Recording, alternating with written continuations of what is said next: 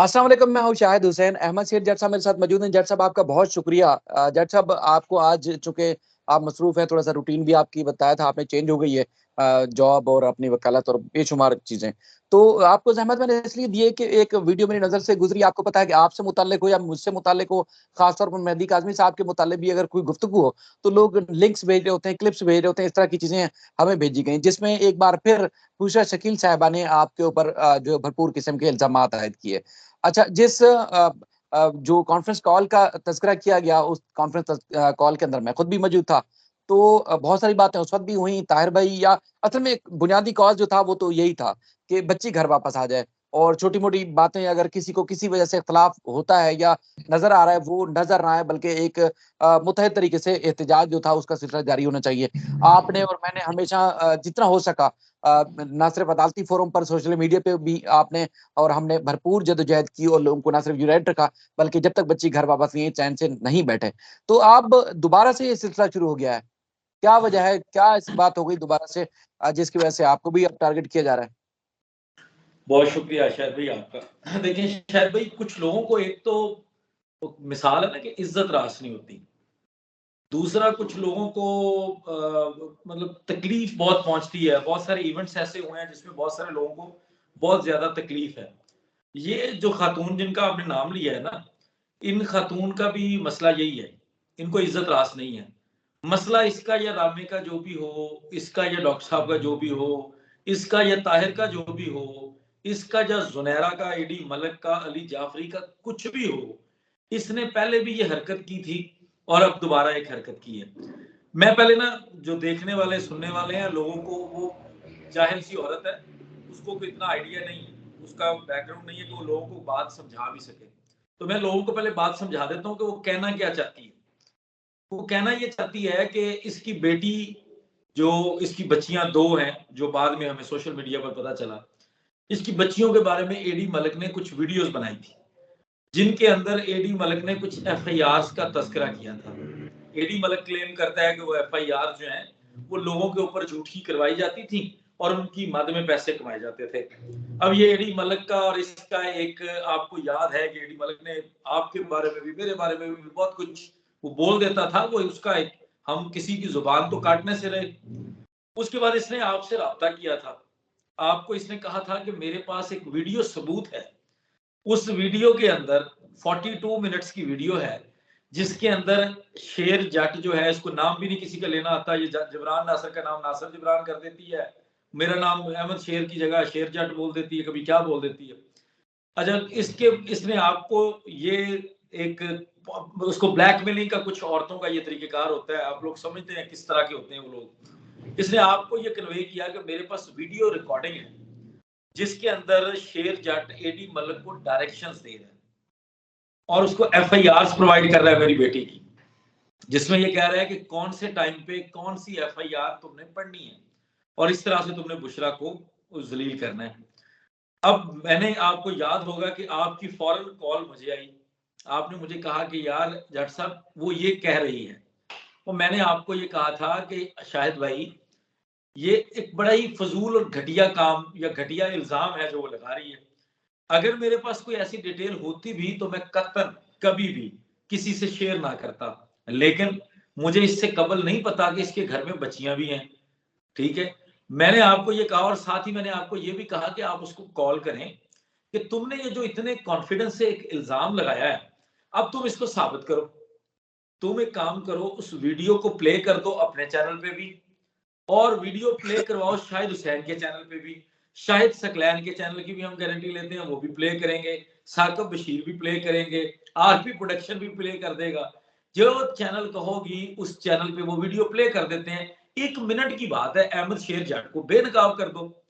लेकिन साथ मैंने आपको एक और बात भी कही थी कि अगर ये सबूत तो इसके पास नहीं है, क्योंकि देखें, मैं आपके ऊपर जो भी इल्जाम लगा दूं, आपको जब तक अपना पता है ना, तो कोई आपको कमजोर नहीं कर सकता इल्जाम लगा के, आपको गिरा नहीं सकता जब आपको अपने किरदार का खुद पता होता है। जब मुझे पता है कि मैंने अगर कोई काम किया है या नहीं किया, सेकेंडली मैं क्या बोलूं, मैं नहीं चाहता कि हम इसके लेवल पे चले जाएं। इसकी औकात नहीं है कि हम इससे डर के, या इसका कोई हमें भार हो, कोई वजन हो। हमें इंसानियत का वजन है। कि हम इंसानियत और इखलाकियात की वजह से इस तरह का काम नहीं कर सकते अगर हमें अपॉर्चुनिटी मिले भी ऐसी। तो मैंने कहा यार अगर ये नहीं हुआ तो इसको पब्लिकली अपोलोजाइज करना चाहिए। सेकेंडली, मेरा फिर एक सवाल ये था कि जो इसका इल्जाम है, खुदा न खास्ता ये इल्जाम सच्चा साबित हो जाए, तो इसने तो लिखा है मैं मेहदी काज़मी का गद्दार हूं, इसका और मेहदी काज़मी का ऐसा कौन सा रिश्ता है कि अगर इसकी बच्चियों की बात होगी तो वो मेहदी काज़मी का गद्दार बन जाएगा। और डूब के मर जाना चाहिए शर्म से कि जिस मेहदी काज़मी के नाम पे तुम लोग ये व्यूज के काम कर रहे हो, चक्कर लगा रहे हो, मैं उसका वकील हूं अभी भी। मैं उसकी बच्ची का एक मामला जो लाहौर के अंदर अब भी पेंडिंग है, मैं उसमें भी वकील हूं। मैं इससे कबल बच्ची को लाहौर से कराची भेजने वाला भी हूं। मैं इससे कबल लाहौर के अंदर और मुल्तान के अंदर जो गलत किस्म की कानूनी कार्रवाइयां की गई उसमें भी मैं ज़हीर लोगों के खिलाफ चैलेंज करने वाला वकील हूं।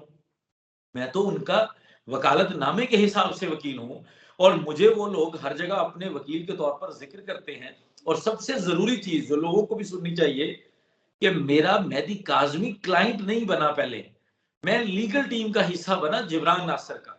अगर मैं गलत हूं तो जिब्रान नासिर गलत है। अब जिब्रान नासिर दुनिया जहान में इतना मासूम और इतना भोला वाला शख्स तो नहीं है कि उसको किसी बंदे की पहचान ना हो। मैं समझता हूँ मुझसे ज्यादा पहचान है, दुनिया देखी है एक बंदे ने, उसको सबका पता है। आप मेरे ऊपर ये इल्जाम लगाकर, पहले तो ये कि अगर ये इल्जाम सच्चा भी हो तो भाई मैं मेहदी काज़मी का गद्दार नहीं हूं और ना मैं मेहदी काज़मी का कोई पेड बंदा हूं। मैं फ्री ऑफ कॉस्ट केस कर रहा हूं, मैंने खर्च भी अपनी जेब से किया है। मेरे ऊपर ये नहीं कह सकता मेहदी काज़मी भी कि मैंने फीस ली या फीस की जगह कुछ और लिया उससे। मैंने फ्री ऑफ कॉस्ट किया और इस चीज की आप भी गवाह हैं, जिब्रान भाई भी गवाह हैं। उसके बाद अगर मैंने मेहदी काज़मी का केस कर रहा हूं और ये बात तुम्हारी बच्चियों की होती है तो पहली बात तो ये कि बीबी, मैं मेहदी काज़मी का गद्दार नहीं, ना मुझे कोई ना मैं उसकी कोई वफादारी का भी तमगा लेना चाहता हूं। मैं एक कॉज के लिए हूं और मेरा काम वकालत है। मेरा काम लोगों से गद्दारियों और वफादारियों के तमगे लेना नहीं है। अब दूसरी तरफ आ जाए, ये वो औरत है जो लाहौर के अंदर जब हम केस कर रहे होते हैं तो मेहदी काज़मी को वॉइस नोट जाते हैं। मैं चाहता तो नहीं हूं, लेकिन अगर ज्यादा कोई मजबूर करेगा तो वो वॉइस नोट इंशाल्लाह ताला आप ही के व्लॉग्स में या हम कोई जॉइंट लाइव करेंगे, हम वहां पर प्ले करेंगे कि किस तरह से तुम मेहदी काज़मी को झूठे मैसेजेस कर रही हो, ये बताने के लिए कि अहमद शेर जट ने तो आप पर पर्चा करवा दिया, अहमद शेर जट ने तो आपका केस अटेंड ही नहीं किया। और आपको शर्म से डूब के मर जाना चाहिए जब आप एक मैसेज मेहदी काज़मी को कर रही हो और वो मैसेज मेरे तक पहुंच रहा है, तो आपको शर्म से डूब के मर जाना चाहिए।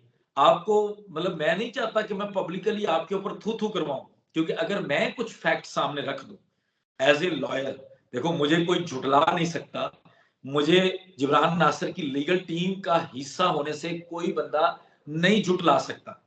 मेहदी काज़मी के बिहाफ पर लाहौर के अंदर वकालत करने में कोई बंदा तरदीद नहीं कर सकता, क्योंकि डॉक्यूमेंटेड चीज है। मेरे मुखालिफिन भी ये कहेंगे कि जट साहब हमारे मुखालिफ वकील है और मेरा क्लाइंट भी ये कहेगा।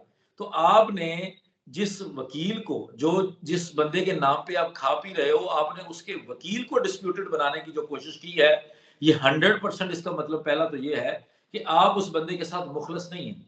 आप एक घटिया प्रोपेगेंडा कर रही हैं और आप बेसिकली मेहदी काज़मी को डिस्प्यूटेड बना रही हैं। अगर आपके नजदीक मेहदी काज़मी कोई रोल मॉडल है तो आप गद्दार हैं, आप जट झूठी साहब, हैं, मक्कार हैं जट सर। साहब एक चीज फरमाएं कि ये छोटे मोटी बातें हैं जैसे ये हो गया, हालांकि गैर जरूरी चीजें थी। एक दो दफा मेरे साथ भी हुआ, मेरे बारे में भी बुशरा साहिबा ने वीडियो बना दी।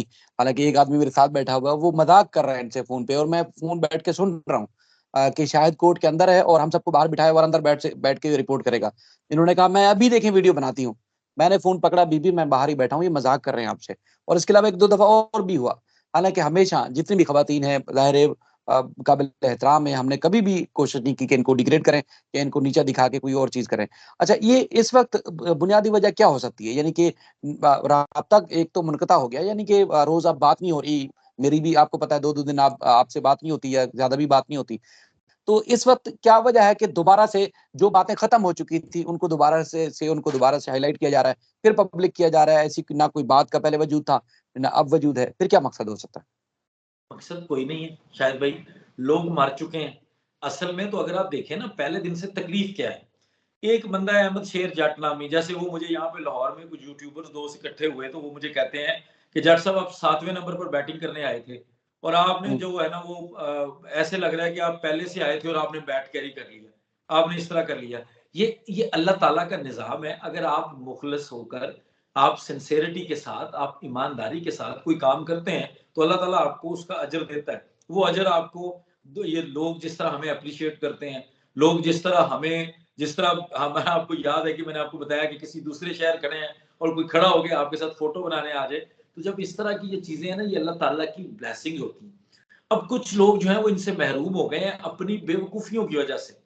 शायद उनको, अगर वो पॉजिटिव काम करते, अगर वो पैसों के पीछे या किसी और चीज के पीछे ना भागते, तो शायद उनको भी ये सब कुछ मिलता। लेकिन यकीनी तौर पर सबके लिए वो अकल समझदारी जो है ना वो बराबर नहीं है। वो अल्लाह ताला की, वो भी तकसीम अल्लाह ताला की, अल्लाह ताला ने किस तरीके से वो बांटा है, वो अकल इस औरत के पास तो कम से कम नहीं है।